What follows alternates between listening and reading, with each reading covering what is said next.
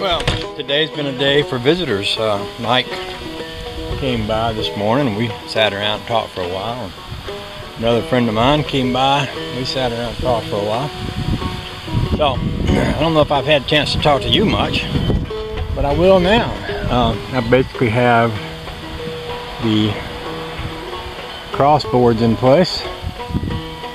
I'm going to paint these outside boards before I put them up, and I'm also going to cut and paint a trim board to go on the far side of each of those. And I'll also paint this board that goes along the bottom right over here. I'll paint that white. Was debating on whether to take that off and paint it. I think I probably don't know yet. I probably haven't made up my mind yet. We'll think about that.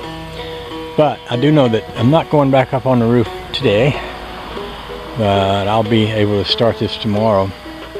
Tomorrow is the day of the big antique festival that we have here every year, so I do plan to go to that.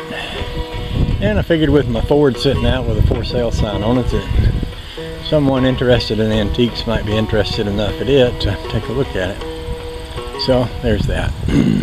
Okay, I'm going to knock off for the day and do something that doesn't involve being in the hot sun. I'll talk to y'all later.